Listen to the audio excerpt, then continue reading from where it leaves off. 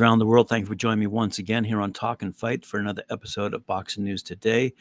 And let's get started with a couple of upcoming announcements with respect to women in the ring. IBF flyweight champ Gabriela Fundura is currently in the works to make her first world title defense against Christina Cruz next month. It's according to ESPN and as reported on badlefthook.com. It states here that Fundura will put her belt on the line on January 27th at the Footprint Center in Phoenix, Arizona, appearing on the undercard of Jaime Munguia versus John Ryder. So, as we all know, Fundura, great boxer, 12-0, 5 knockouts, won the IBF strap just a couple of months ago, stopping Erly Mancina in 5 rounds of domination. Fundura has since been expected to unify these titles with Marlon Esparza, but it seems that fight isn't in the cards in the immediate future. Meanwhile, Cruz, 6-0, also undefeated here, has won 3 low-level fights this year, which at least provides her with the activity level it should have for about as prepared as she's going to be. That said, she's 41 years old with 6 professional fights, so we're not expecting too much at this stage. But good for Gabriela Fundura. Alrighty, speaking of women in the ring, Amanda Serrano, as we know, is set to take to the ring, and let's have a quick look here in Puerto Rico. Yes, all right. Amanda Serrano is in the spotlight, the main event, when she returns to the boxing ring in the first quarter of 2024. And joining her on the undercard will be Jake Paul. And he will co-headline that Serrano-led bout on March 2nd, as I said, taking place in San Juan, Puerto Rico. The opponent for Jake Paul is yet to be announced, but Serrano will defend her IBF female featherweight title against Nina Menke in the main event. That fight will be contested over 12 3-minute rounds, by the way, making it a groundbreaking fight again in women's boxing. Good for Serrano. Serrano vacated her WBC boxing title over her protest of the commission's reluctance to book similar rules to male boxing fights. Now let's have a look at a few of the quotes that have been going on down in Saudi Arabia. We'll have more to speak on that in a little bit, but let's have a quick look at some of the quotes as stated by some of those competitors taking place in that fight in Riyadh. Anthony Joshua said, "I'm here to fight. I'm not here to party and get caught up in the glitz and glamour. I want to fight. I want to perform well. I put that pressure on myself. Of course, I'm tense because I want to perform. I want to win. I've got that urge to win. I want to put hurt on my opponent." Otto Wallen said, "People talking about upsets. I'm going to win this fight, and you shouldn't call it an upset. It's not really an upset. It's just natural. This is my time, so I'm ready for it." He used to be a happy guy, but from what I see now, seems very stiff and tense. Maybe he's fed up with all this stuff. Ooh, baby. Deontay Wilder had this to say: "I come here, do what I do best, give fans what they want to see. At the end of the day, no one wants to see a 12-round fight. Don't blink. I'm going to give you what you want to see. Nowadays, I'm called Dr. Sleep, and I'm definitely got the NyQuil in the right hand, so I hope you bring a pillow and a blanket." Woo, baby. Joseph Parker, his opponent, said, "He's a tough kid, but I know I can knock him out 100%. Dimitri Bivol had this to say: "Everything is possible, but I'm not usually focused on a knockout because it distracts me from my plan. Of course, if I see a moment, I'll use this moment. I'm not a fighter who only thinks about one punch. I like to enjoy the process. I like to follow my tactics." Well done. And his opponent, Lyndon Arthur, had this to say: "I'm enjoying it, and I'm looking forward to Saturday. I don't believe nobody has seen the best of me yet." Daniel Dubois, who's up against Big Mouth Gerald Miller, had this to say: "Yo, big baby, every baby has a daddy, and I'm going to beat you like I'm your daddy." That's Daniel Dubois speaking. Miller replies, "I'm going to cook the shrimp." The 2-time quitter. Wow, good stuff.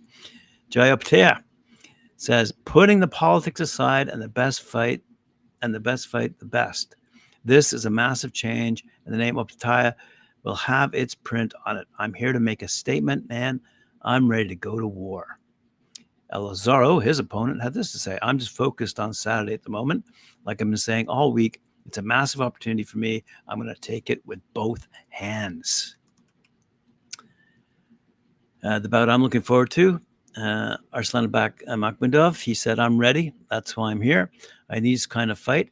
I need this kind of opponent. I respect him, but Saturday, I'm there to destroy him like I usually do. That's my job. Ajit Kabayel, his opponent, said, this is the biggest challenge of my career. I respect Arslanbek. He's a good opponent, a strong guy. I think I'm also the biggest challenge in his career.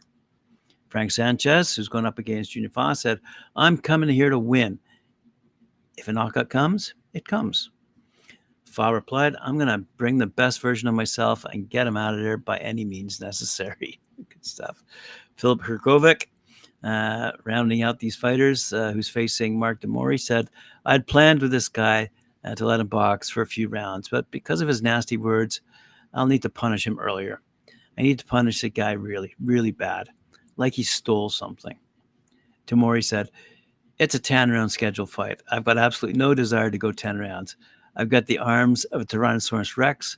I'm not going to out-jab him. I'm going to get in close, and I'm going to try and break him in half.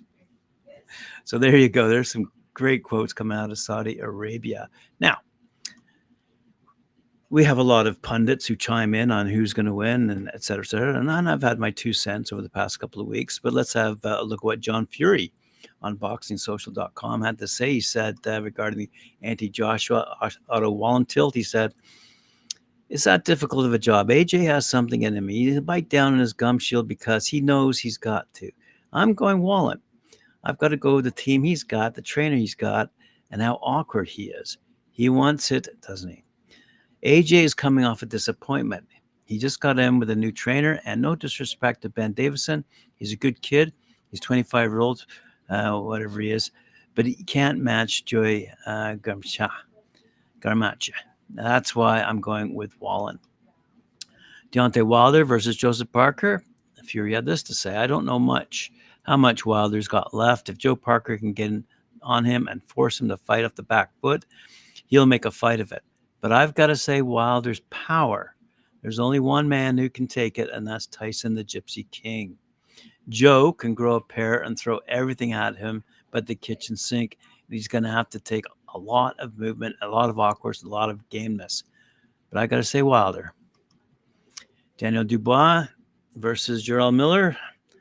Daniel Dubois says Fury's a good kid, but his heart is questionable. He's quit in 2 fights.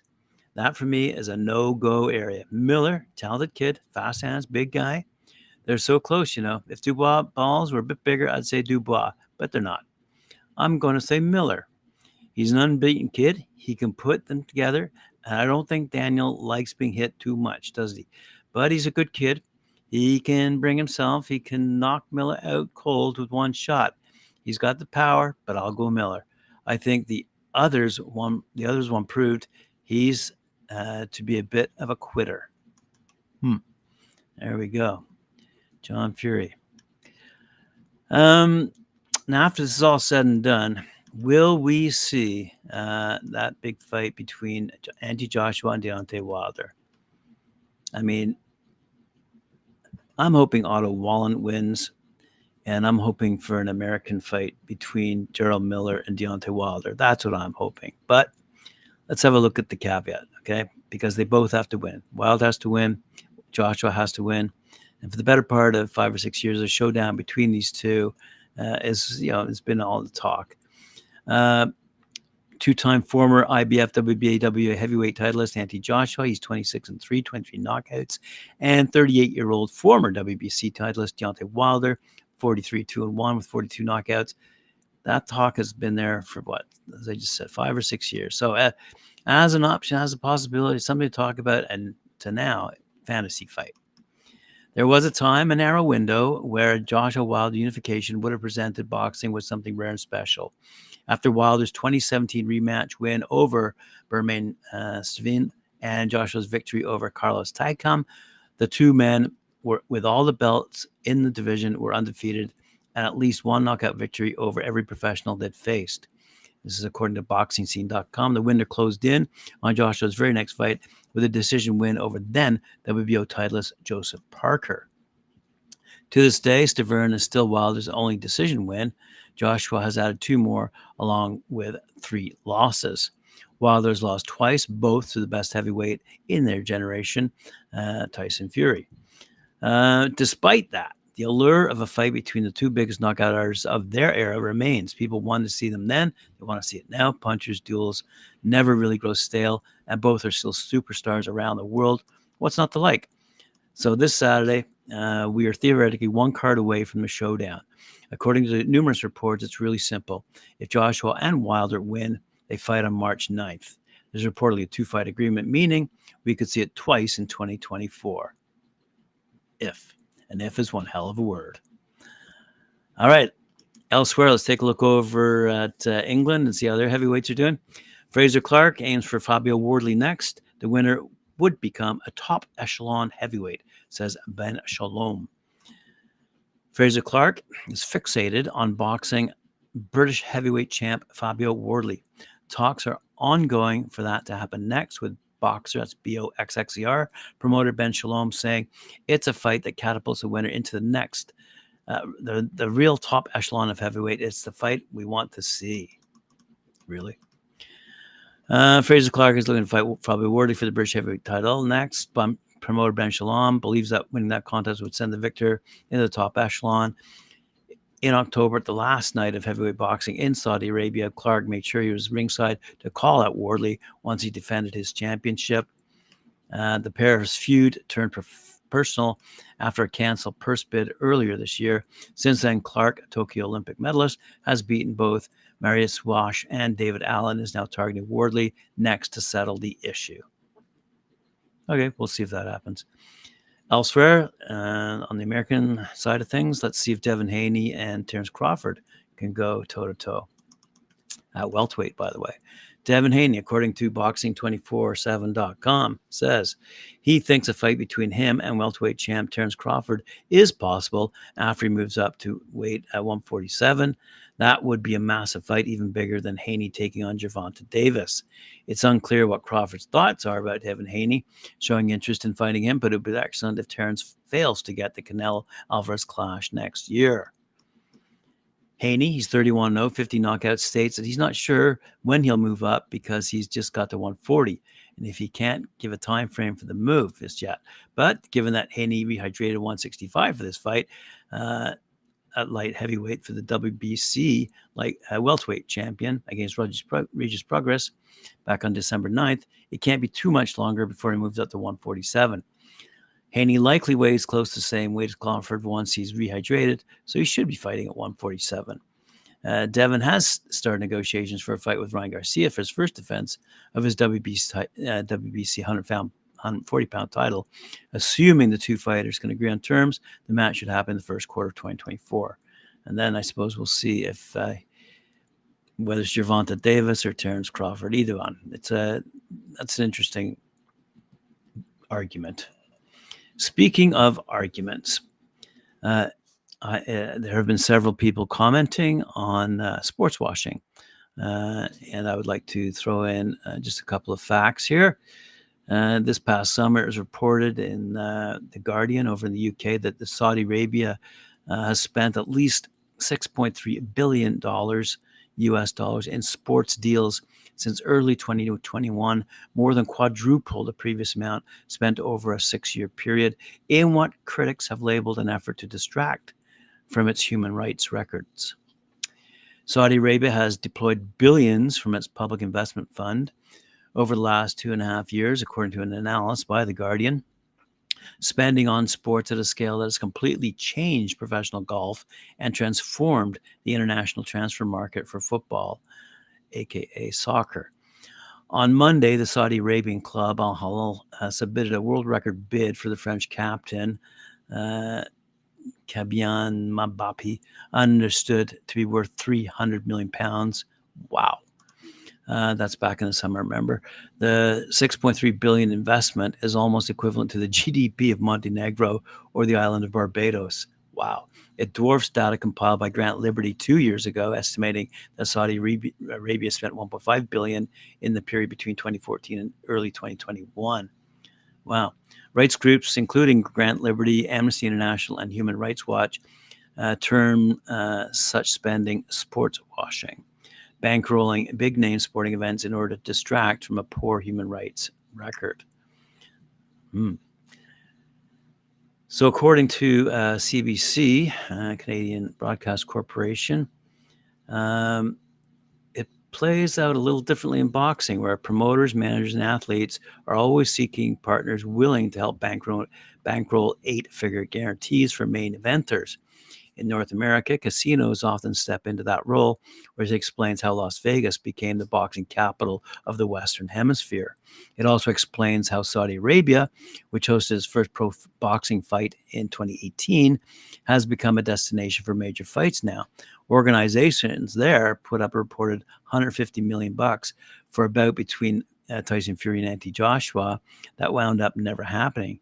For this upcoming fight, it's unsure of what we're seeing, but back when Fury fought Nagano, Fury reportedly got $50 million guaranteed, while Nagano said 10, 20, 30, fucking 50 times that amount he banked for his UFC main events.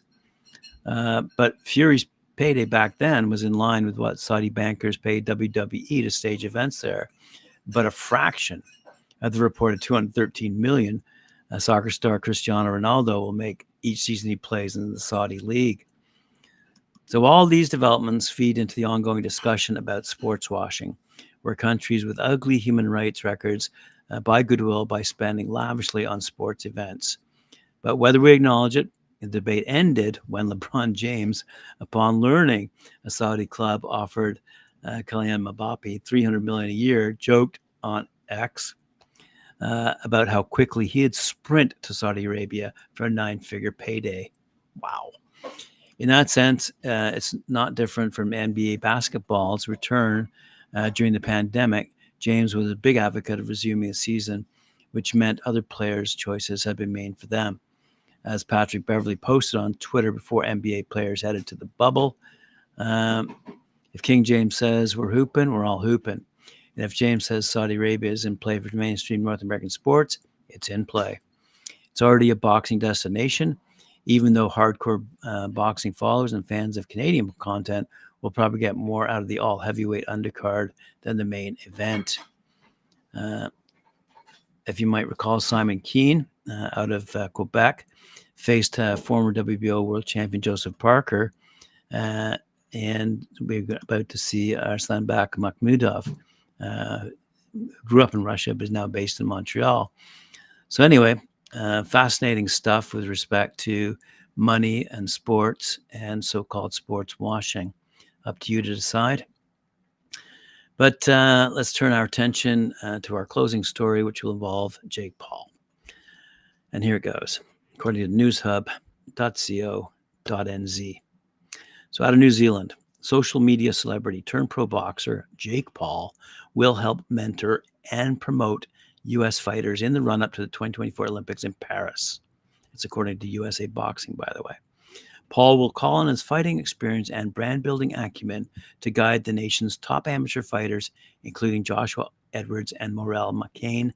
USA Boxing and Paul's MVP Promotions said in a joint press release.